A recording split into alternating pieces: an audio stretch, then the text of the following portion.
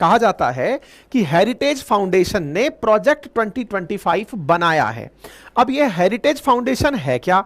ये वो फाउंडेशन है जो अमेरिका के लिए freedom, opportunity, prosperity, civil society को फ्लरिश करने के लिए अपनी तरफ से आइडियाज देता है कि अगर अमेरिका को ग्रो करना है तो वो किस तरह से ग्रो करे। अगर सवाल किया जाए कि इसके साथ कौन लोग जुड़े हुए हैं, तो ये इंडिपेंडेंट बोर्ड ऑफ ट्रस्टीज के थ्रू चलती है। ठीक है साहब।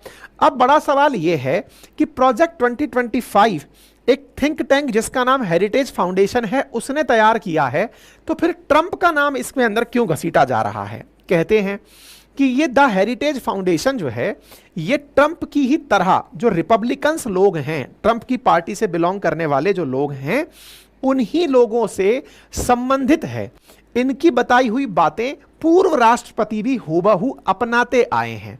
बोले 1973 के अंदर इस पार्टी के द्वारा कंजर्वेटिव तरीके से कार्य किए गए थे और 1980 में इन्हीं के बताए हुए आइडिया पर काम करते हुए रोनाल्ड रीगन जो तत्कालीन राष्ट्रपति थे, उन्होंने इन्हीं के बताए हुए प्रोजेक्ट के तहत कार्य किया था। मतलब यह मानकर चलिए कि अमेरिका के पूर्व राष्ट्रपति जो रीगन थे, उन्हें इस हेरिटेज फाउंडेशन के द्वारा दी गई जो नसीहतें थी वो बहुत पसंद थी। इतनी पसंद थी कि वो मैनिफेस्टो की कॉपी के रूप में इनकी बताई हुई बातों को बांटा करते थे। कहते हैं कि रीगन ने 2000 नीतिगत सलाह इस हेरिटेज फाउंडेशन से ली थी, जिसमें से 60% उन्होंने पहले ही साल में लागू कर दी थी। मतलब एक प्रकार से यह समझिए कि हेरिटेज फाउंडेशन एक ऐसा समूह है जिसको ट्रंप की पार्टी के पहले भी जो राष्ट्रपति रहे हैं वो मानते आए हैं। और आसान भाषा में, अपने भारतीय भाषा में समझाऊं तो समझिए कि ये एक मैनिफेस्टो है। हालांकि चुनावी घोषणा पत्र इनके अलग हैं, लेकिन अमेरिका में इसे रीगन के टाइम पर मैनिफेस्टो के समान ही वैल्यू दी गई थी कि अगर हेरिटेज फाउंडेशन ने कुछ कहा है और अगर कोई उसकी पालना कर जाए तो अमेरिका को कैसे अमेरिकी फर्स्ट बनाना है यह आसानी से किया जा सकता है। रीगन ने हेरिटेज फाउंडेशन की बात को बखूबी माना था। ट्रंप भी मानेंगे। इस बात का कयास क्यों लगाया जा रहा है? इसके पीछे तर्क यह है कि इसके अंदर जुड़े हुए जो लोग हैं, प्रोजेक्ट 25 को तैयार करने वाले जो लोग हैं, उनमें Kevin Roberts, Paul downs, Steve groves और रिक डियरबर्न्स आइदर या तो ये ट्रंप की पार्टी से संबंध रखते हैं या फिर ट्रंप के द्वारा इनको हमेशा किसी ना किसी प्रकार से सम्मानित किया गया है। कहते हैं कि इस प्रोजेक्ट 25 को लिखने वाले जो 38 लोग हैं, उनमें से 31 लोग किसी ना किसी तरह से ट्रंप से जुड़े हुए हैं। केविन रॉबर्ट्स तो 2025 का नेतृत्व किए हैं। ये इस हेरिटेज के फाउंडेशन हैं और ट्रंप ने उनकी तारीफ करते हुए कहा था कि वो एक बेहतरीन काम करने वाले व्यक्ति हैं। अर्थात ट्रंप इनकी बात मानेंगे। इसका कयास इस बात से लगाया जा रहा है कि हेरिटेज फाउंडेशन के जो डायरेक्टर बने हुए व्यक्ति, प्रेसिडेंट बने हुए जो व्यक्ति हैं, वो ट्रंप के निकट सहयोगी हैं और ट्रंप उनके काफी ज्यादा प्रशंसक रहे हैं। ऐसे ही 2025 के डायरेक्टर पॉल डाउन्स हैं, जो ट्रंप के कार्यकाल में कार्मिक प्रबंधन कार्यालय में चीफ ऑफ स्टाफ थे। हेरिटेज का कहना है कि 2025 तैयार करने में 100 से अधिक दक्षिणपंथी राइट विंग विचारधारा वाले संगठनों ने योगदान दिया है।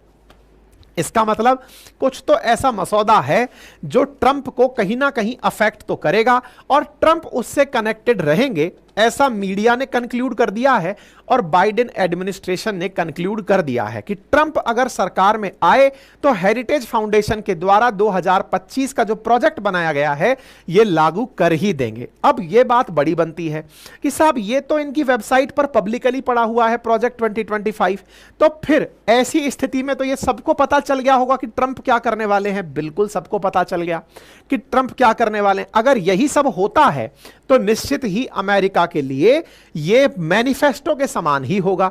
तो साहब ऐसी क्या बातें लिखी हैं?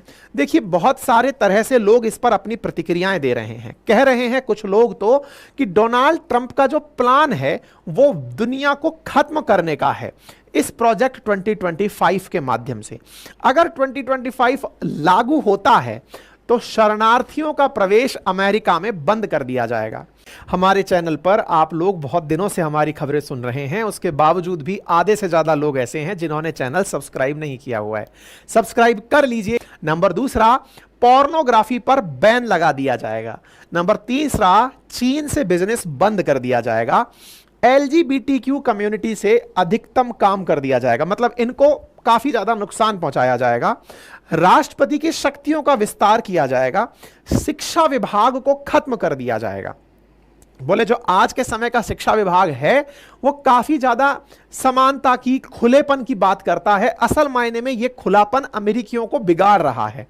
और तो और अबॉर्शन करने की जो गोली है उसको बंद कर दिया जाएगा, यानी कि लोगों का राइट टू प्रेगनेंसी छीन लिया जाएगा कि महिलाएं अगर अबॉर्ट करना चाहती हैं, बोले नहीं, आप अबॉर्ट बच्चा नहीं कर पाएंगी।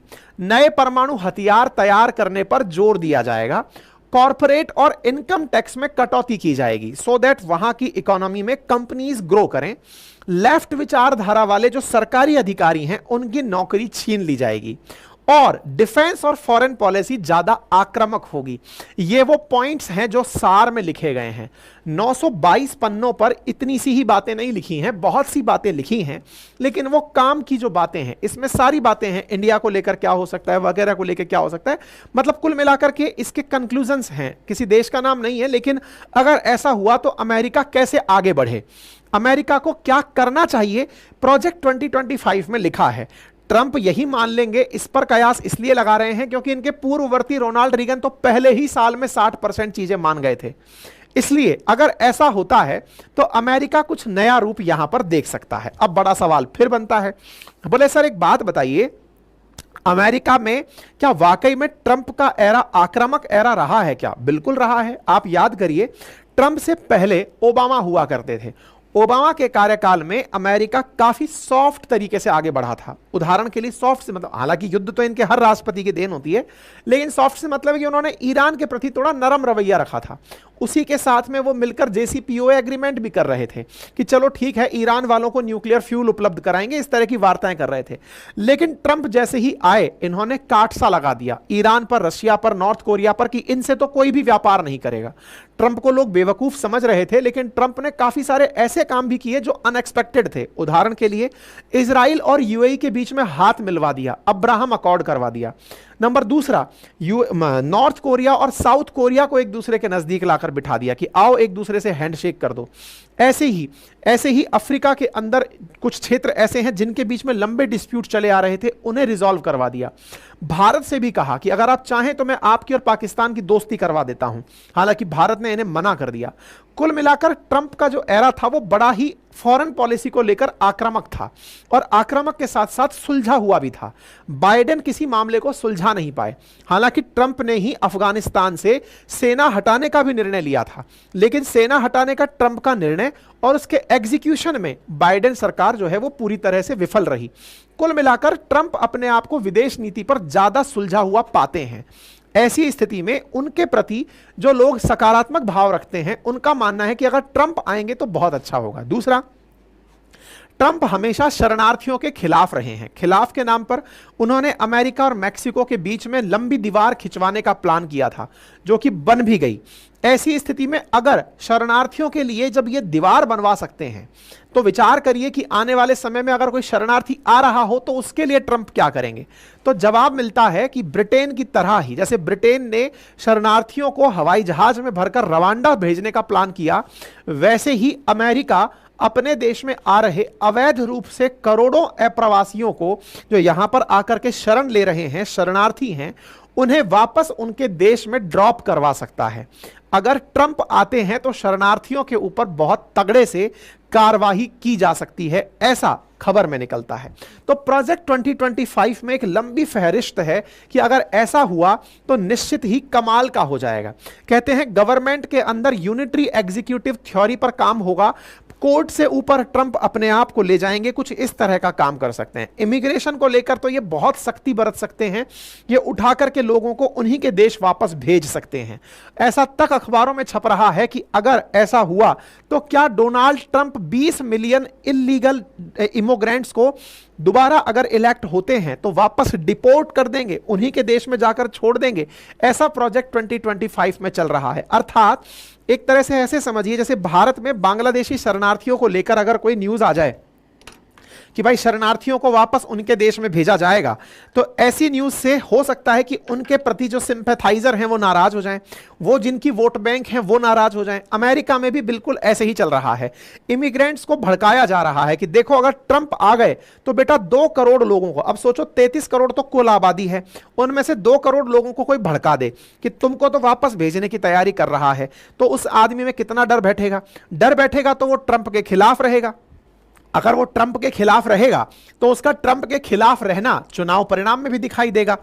आप देखें कि इलीगल जो यहां पर आए हुए जो इमिग्रेंट्स हैं उन पर जो ट्रंप की नीति है उसे लेकर के अमेरिका में काफी माहौल बना हुआ है, विशेष रूप से तब जब अपने पिछले कार्यकाल में बकायदा ये दीवार बनवाने में कामयाब हो गए थे मैक्सिको और अमेरिका के बीच में। ऐसी स्थिति में कहा जाता है कि अगर ये दीवार बनवा सकते हैं, इतना टफ डिसीजन ले सकते हैं, तो ये तो इमिग्रेंट्स को उठाकर बाहर ही फेंक देंगे। और तो और इजराइल फिलिस्तीन के मामले में अगर आपने देखा हो तो कुछ दिनों पूर्व अमेरिका के अंदर इजराइल के खिलाफ फिलिस्तीन के समर्थन में यूनिवर्सिटीज में प्रोटेस्ट हुए थे।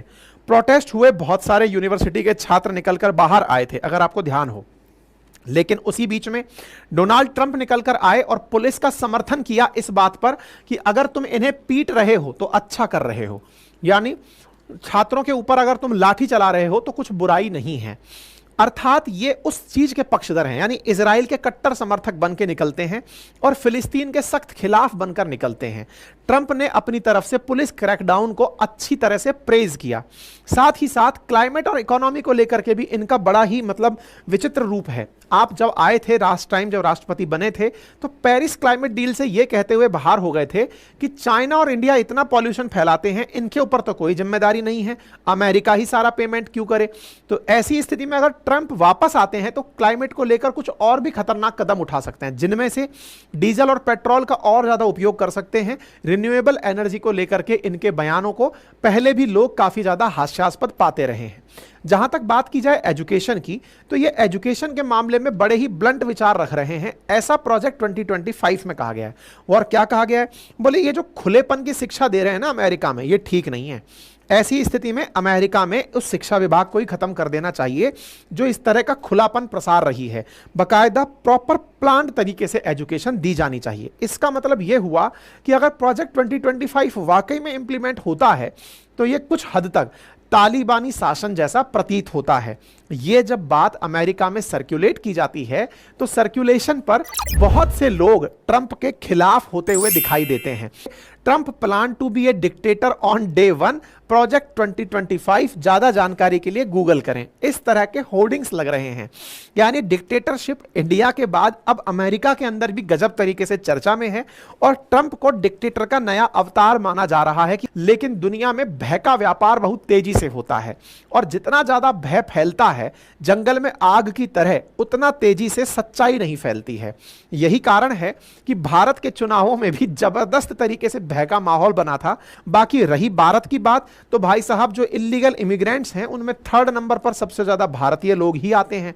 तो ऐसी स्थिति में अगर ऐसा होता है तो भारत के भी बहुत सारे लोग जो डंकी रूट से अमेरिका पहुंचे हुए हैं वो वापस भारत आएंगे। ये भारतीयों के लिए भी एक चिंता का विषय बना हुआ है। हमारे चैनल पर आप लोग बहुत दिनों से हमारी खबरें सुन रहे हैं, उसके बावजूद भी आधे से ज्यादा लोग ऐसे हैं जिन्होंने चैनल सब्सक्राइब नहीं किया हुआ है। सब्सक्राइब कर लीजिए।